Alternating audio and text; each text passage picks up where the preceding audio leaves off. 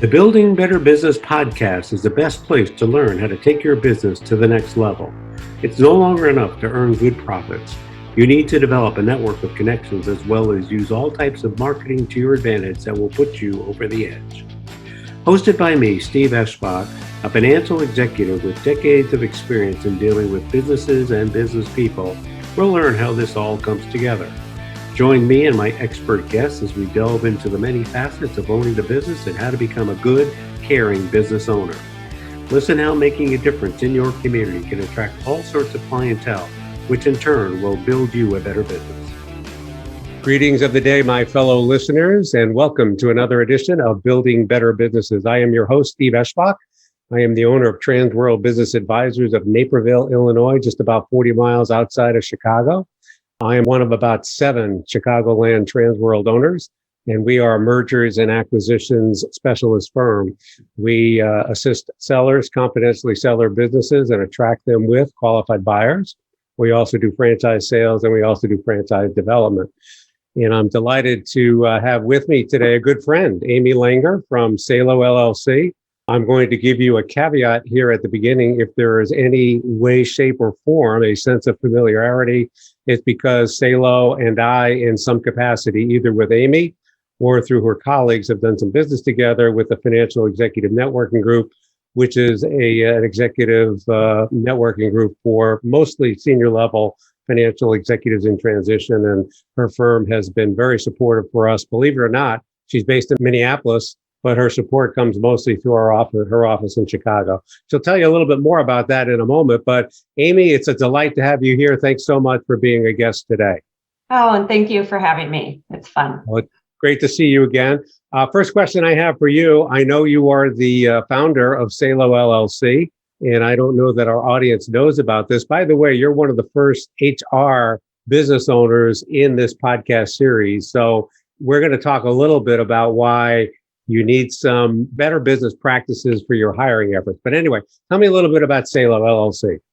Yes, well, I'm one of 2 co-founders. John Folkstead is the other founder. And, we really started the business in 2002 with the idea of valuing the relationship over the transaction and thinking about our people, our employees, our clients. And we always think about it as, if I'm going to have this relationship for life, what decisions would I make in terms of their employment or in terms of helping them solve their business problems? And that was really the foundation. Our specialties are in finance and then also in human resources.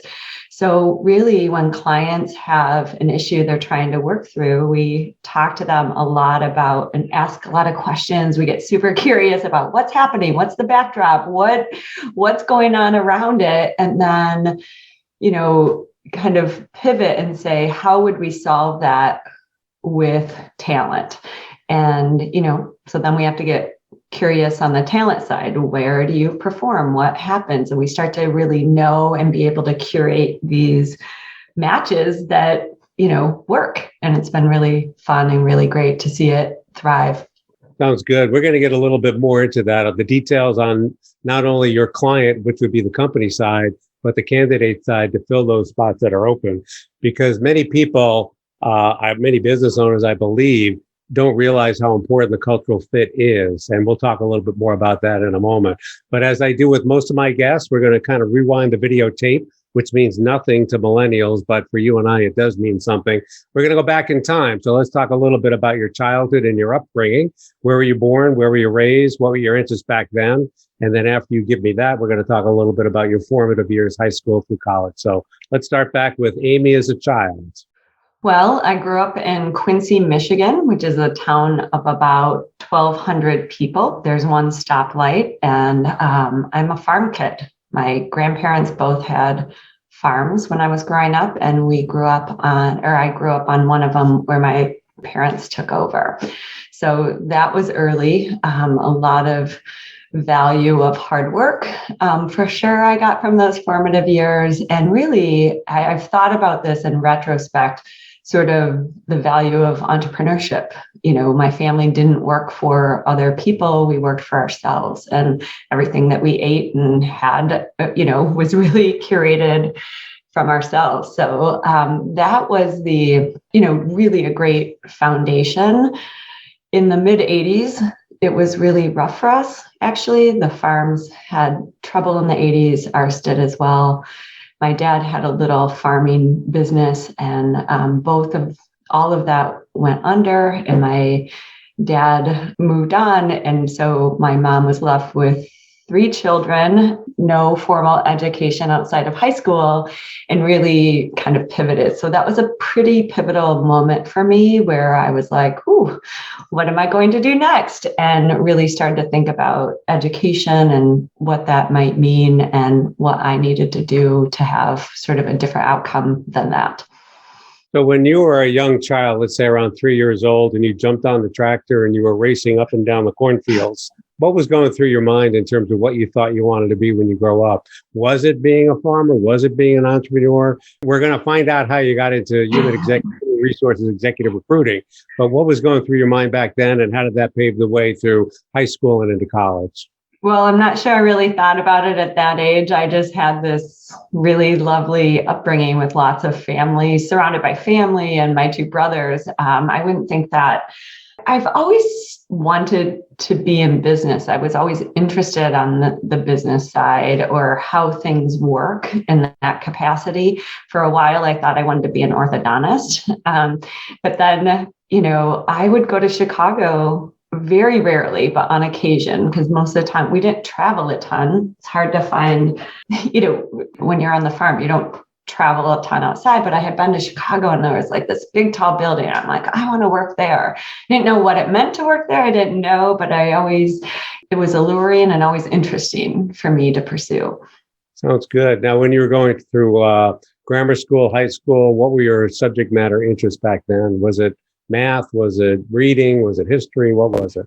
Yeah, I'm pretty decent academically, and everything just sort of flowed. It was pretty easy for me. And so I was attracted to a lot. I've always had this, like, I get excited about a lot of things. So, math was good. I did take an initial accounting class in high school, and that spurred something for me. And my high school teacher said, well, it's the language of business. And so that is what I pursued in high school. Yeah. So I have a twin brother, and, I think having somebody with me on those early years, like, gave a bit of confidence of going into new places and having that.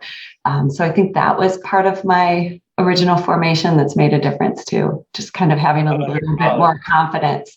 Well, that's what you need, confidence. That's great. And you show it very well, by the way. So when you were in college, what were your academic concentrations through your college years? I wanted to be in business. So I went to Michigan State University. I put myself entirely through Michigan State on my own. I had some grants, some scholarships, and the rest I just worked. Worked 30 to 40 hours a week. All summers, I would double down to have enough money to get through. And I knew I wanted to be in business. And somebody said to me, kind of really the hardest business degree is accounting. So I thought, but once you understand it, you could do lots of things with it. So I'm like, okay, accounting degree sounds great. And then someone's like, oh, if you have an accounting degree and you do well in school, you should go work for one of these big firms. And I'm like, okay, that sounds good.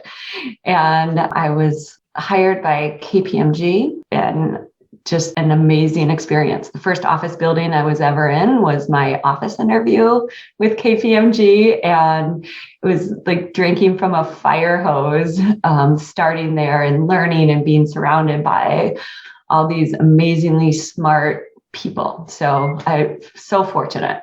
Was that interview in Chicago, or what major city was that in? So they originally came to our campus.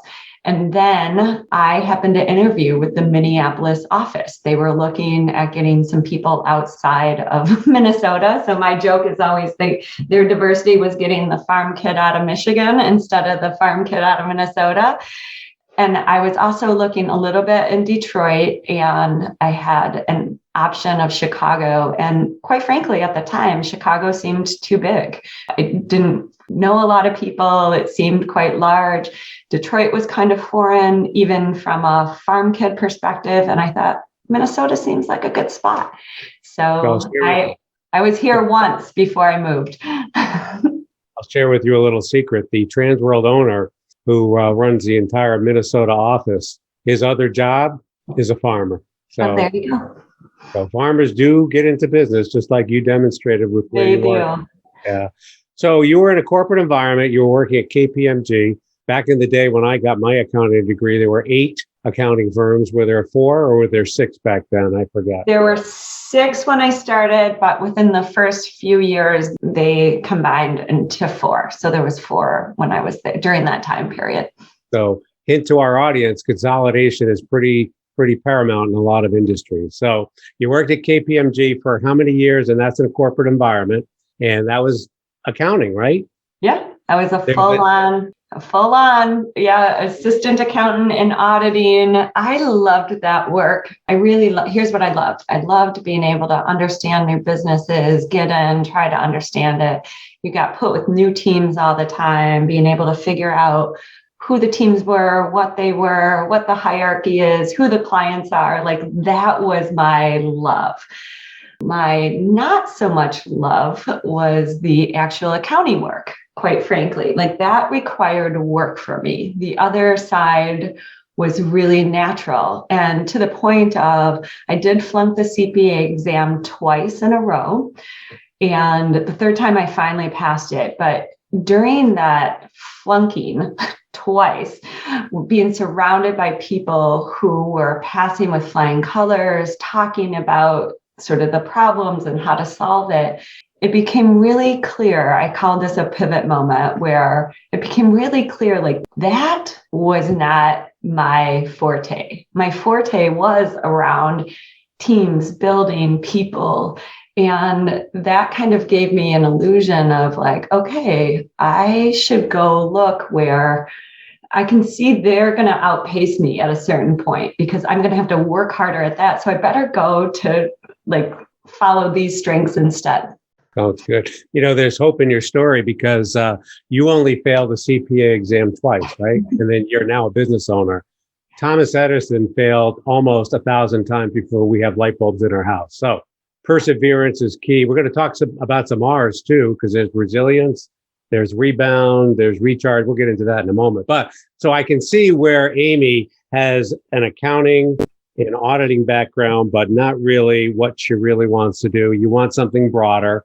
That's kind of where you got into the executive recruiting, I think. It also got into where you're not just an accounting recruiting firm, you do multiple things. So how did the transition from KPMG to you founding Salo come about? And you said you had a founding partner, so you didn't do it alone, which goes also to show you that you can't conquer the world all by yourself. You do need subject matter experts to your left and right. In your case, it was either or. I'm not sure which one, but tell me a little bit about KPMG and how Salo came about. Well, after KPMG, I went to a staffing firm to be in sales. And really, that's where I met my now current business partner. And we worked together. I worked for him for a while. We worked as peers for a while. And then I took another role. And through that, I actually was pretty good at that work. You know, I was a national award winner for sales. And then I ended up really at still a very young age. I was still 27, 28, as a director going around nationally, trying to help different offices on sort of setting their vision, doing the work, kind of excelling. And so through that, you know, it was through both, right, that I feel like Salo came about, because my initial experience was I really appreciated the culture, how relationships were made, how people thought about long-term with the clients and employees. And then the second place I was at, I loved the work. Like I really, truly loved making the connections and the pace and putting things together and solving these problems on this quick twitch sort of way. But the environment wasn't something that I saw myself in long term. And so when John and I got together to think about Salo, this relationship over the transaction, and really thinking about how do we think about things long term, but also have a place where people can do the work they love. Because I think when individuals can understand where they excel and what they love to do, they're just better at it. It just feels much better. And so that's always been a premise of kind of where we started. And that was really the idea. How do we have people who want to do project-related work at senior levels that's very complex, not dumbed down, like, hey, you could go fill this slot, but how do you help somebody get to an achievement of the work that they want to do, but also feel like they have a home to be able to do it? And that was really sort of the vision at the beginning that's then continued to play out. So it was a recruiting firm from the get-go. It wasn't any type of other firm. You saw the need to kind of bring those people in on special assignments over a short period of time. That was your vision from the get-go, you and John, right? Yes. So very much a contingent placement firm, meaning when companies need project-related help, they turn to us. So our employees are not short-term to us, but they are project-related to the companies that they serve. Sounds good. So now we're going to get into a little bit of the building better businesses, because now I got to believe that you would be the resource for those businesses that need short-term assignments to get special projects done and to go forward, which is a niche, I'm sure, that not very many recruiting firms. You know, I run the Financial Executive Networking Group in downtown Chicago. Many of our recruiting partners are permanent placement partners. Robert Half would be one of them, and they're a little bit bigger. But your specialty, your niche, and you come right out and say it's primarily contract work. Don't come to us if you want a permanent placement. We can help you get there, but that's not what we do. Is that correct? We do some permanent placement, but we definitely lead with project-related work. It's anything from an interim where your CFO left and you needed someone to step in, or many times with growing companies, how do we help them? They commonly get to a point where they need a different level of CFO or controller or someone coming in to be able to help, to analytics work. And on the HR side, very, very similar. Sometimes we're the fractional HR leader in an organization, or we help them with their organizational design, or we help with compensation related projects or recruiting. But I always think about it as, you want to get from A to B, and maybe the staff that you have doesn't have everything that you need. How can we pop somebody in, look at what that looks like, get somebody in who has the expertise you need to get you to that outcome that you want? Sounds good. So you went from Minneapolis to Chicago. How did that Chicago office opening come about? We had one of our employees who was interested in doing something more with us. And so that person also had some ties to Chicago, and that's how we originally got there. And it was kind of a slog. It took a lot longer than we thought. It was definitely, if you think about persistence and patience, those aren't the R words, but they count too. And, that's how we got there. We thought, well, gosh, we're doing this here. It's close. There's a lot of connections between businesses, between the markets. But quite frankly, it was a different market. And I'm not sure we put enough in it at the beginning to quite get what we needed. And so it took us a little longer than we thought to make it really, really hum. Absolutely. So you also demonstrate another, I guess, mantra, if you will. You just got to go do it and then kind of adjust as you go by, rather than waiting for the perfect environment to hit the button and go, right? So you just started and things kind of formulated over time. That's correct? Yes. That sounds good. So we talked a little bit about the alliteration. So my first book was Link, Learn, Leverage. The second book is going to be Building Better Businesses. We had a conversation before we began this about R's. And you were on vacation recently to recharge? But we also talked about resilience. What else did we talk about that began with the letter R? They're all very, very good. And I think it kind of relates to the building better business principle. So I want to talk a little bit about those R's that are your favorite. And I'm sure some of our audience members will find it key to listen in on this. Well, I definitely think resiliency is something that I've continued to realize is important to know and do and understand in yourself. And so resiliency for sure. And part of being resilient is being able to recharge and kind of bring that kind of back together. But as you said, even with Thomas Edison or even, flunking the CPA exam twice, like there are a lot of things that don't go as planned. And in a business, you can have a vision, you can have plans, you can have people to help execute, and things happen. And what I have found is as I've gotten older, wiser, had more experiences, I start to understand there are learnings in those things that don't quite go as planned. And that's helped me be more resilient, if that makes sense. Yeah, it does. By the way, as an effort in further disclosure, so you failed the CPA exam twice. I failed my CFA level 3 once. So I was not a perfect 3 for 3 to get my CFA designation. And I don't want to highlight on that, but it just does demonstrate that. And it goes to resiliency. This is not an R word, but persistence. You're going to run into these roadblocks from time to time, but if you can overcome them and succeed going forward, that demonstrates character, not an R word. What R word would relate to that? I can't imagine. I don't know. Ridiculousness, maybe. Don't advertise your business as ridiculous staff members. I'm sure of that. But I get what you're saying. I was talking to a woman who I've sort of mentored over these years, and she had a really disheartening week last week, and she basically has to shut down her business and repurpose the technology to something else. And it was really you could tell it was really difficult. And she sort of started off with, well, you've never really failed.